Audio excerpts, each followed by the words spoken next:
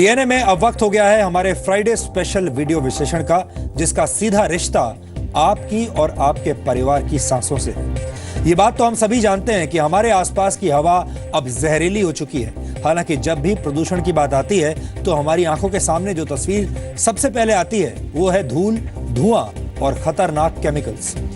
लेकिन क्या आपने कभी ये सोचा है कि आपके घर के अंदर, आपके किचन में, आपके ड्राइंग रूम में और आपके बेडरूम में भी प्रदूषण ने हमला कर दिया है?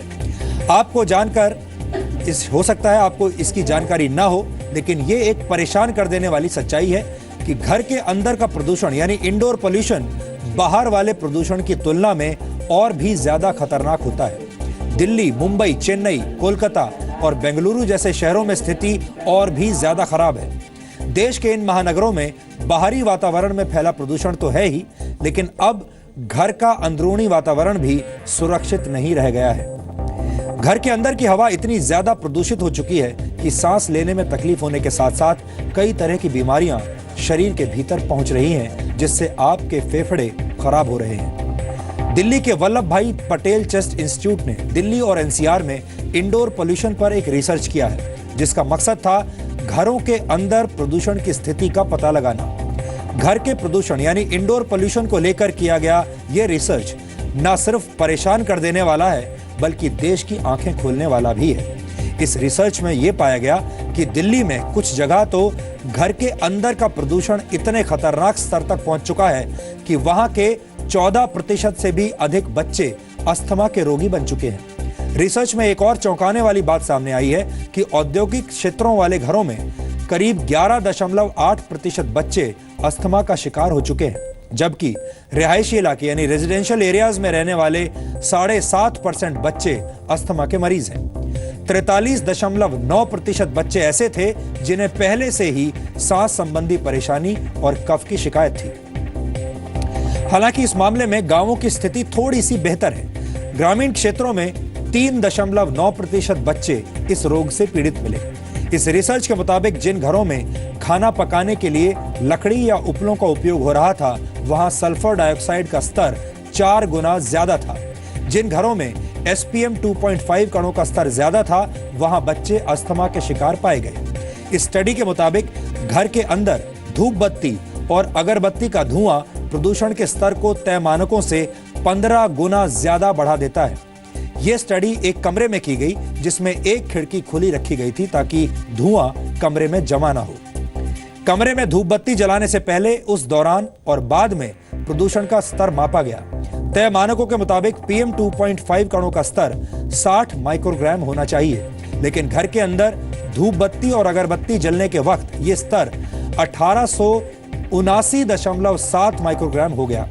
इसी तरह तय मानकों के मुताबिक PM 10 का स्तर 100 माइक्रोग्राम होना चाहिए, जबकि धूप बत्ती जलाने के वक्त यह स्तर 1775 माइक्रोग्राम पर पहुंच गया था।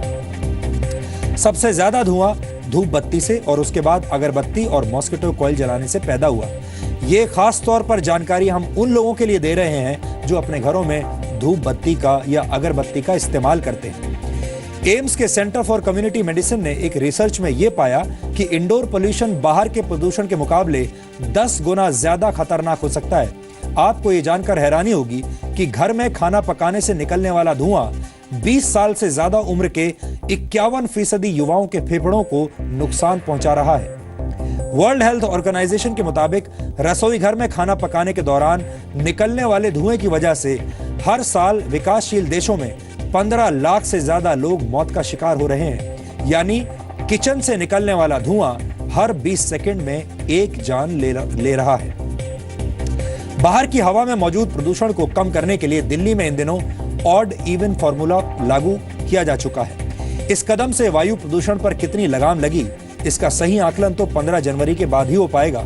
लेकिन इंडोर पोल्यूशन से संबंधित ये रिपोर्ट कई चिंताजनक सवाल खड़े कर रही है, क्योंकि बच्चे, महिलाएं और बुजुर्ग अपना ज्यादा समय घर पर ही बिताते हैं। ऐसे में इंडोर पोल्यूशन उन्हें बीमार कर सकता है।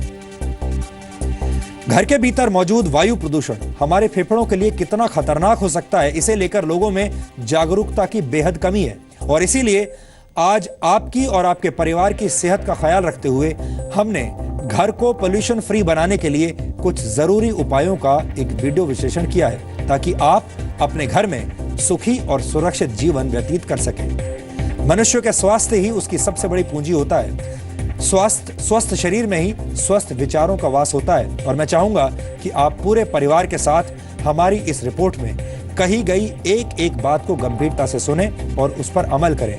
यहाँ हम ये भी साफ कर देना चाहते हैं कि आप इस खबर को धर्म के चश्मे से ना देखें। ये किसी धार्मिक पद्धति या आचरण के विरोध में नहीं है। ये पूरी तरह से वैज्ञानिक विषय है और हमने आपके सामने रिसर्च पर आधारित तथ्य रखे हैं।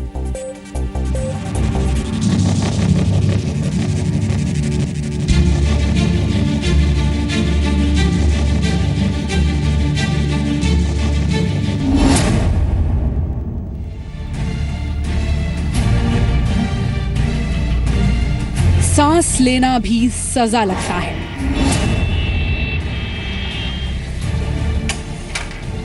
ये बात अब आप बाहर की ही नहीं बल्कि अपने घर की महफूज चार दीवारी की हवा के लिए भी कह सकते हैं। इसीलिए आज आपको अपने घर के भीतर फैली जहरीली हवाओं की वजहों और उनसे बचने के तरीकों के बारे में संपूर्ण जानकारी होनी चाहिए। लेकिन प्रदूषण मुक्त घर के उपायों के बारे में जानने से पहले आपको ये मालूम होना चाहिए कि घर के भीतर खामोश मौत कैसे चुपचाप आपको हर सेकंड मारती जा रही है। जैसे ही धूप जलती है वैसे ही अगर मेडिकल भाषा में कहें तो आपके एयरवेज में इरिटेशन शुरू हो जाती है, यानी कि खांसने वाली स्थिति आ जाती है और सांस लेना मुश्किल हो जाता है। लेकिन जिन लोगों के लिए ये रोज का कर्म है और पूजा है जिससे छोड़ा नहीं जा सकता, उस परिवार से भी बात करते हैं। इस घर में हो रही पूजा अर्चना की ये तस्वीरें आपको देश के हर घर में मिल जाएंगी। ऐसे न जाने कितने घर होंगे जो घर की शांति और पॉजिटिव एनर्जी के लिए इस तरह धूप बत्ती और अगरबत्ती का इस्तेमाल करके भगवान को प्रसन्न करने की कोशिश करते हैं। हवन आपके 1 किलोमीटर के दायरे तक को पूरा शुद्ध करता है।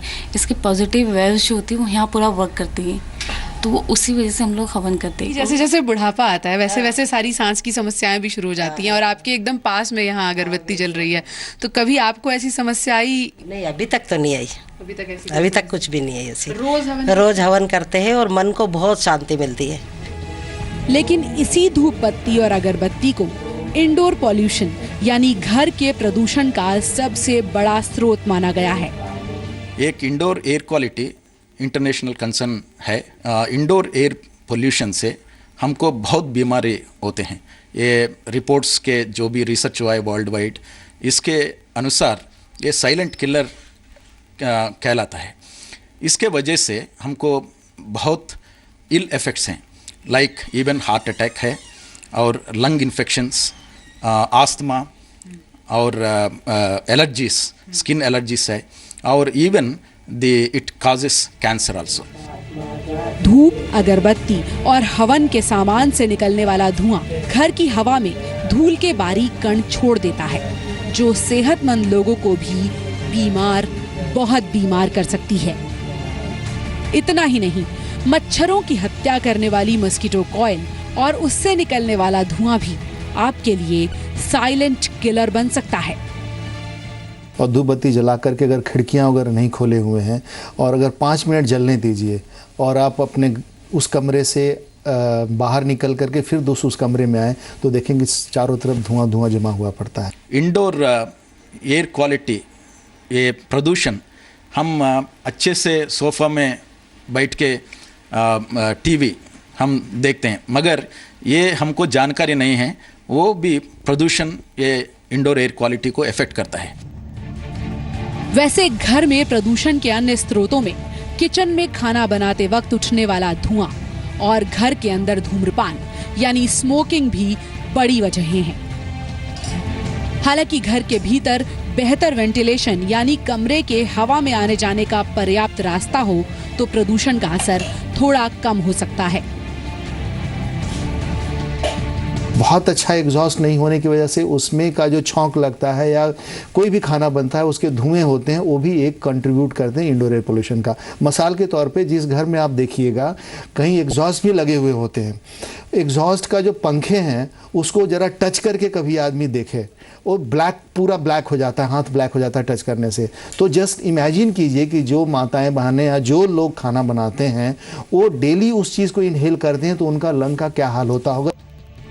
अब सवाल ये है कि प्रदूषण मुक्त घर बनाने के लिए आप कौन सा उपाय कर सकते हैं। घर के भीतर बढ़ते वायु प्रदूषण से निपटने के लिए कई लोग एयर प्यूरिफायर का इस्तेमाल करते हैं, जो एक कारगर तरीका भी है।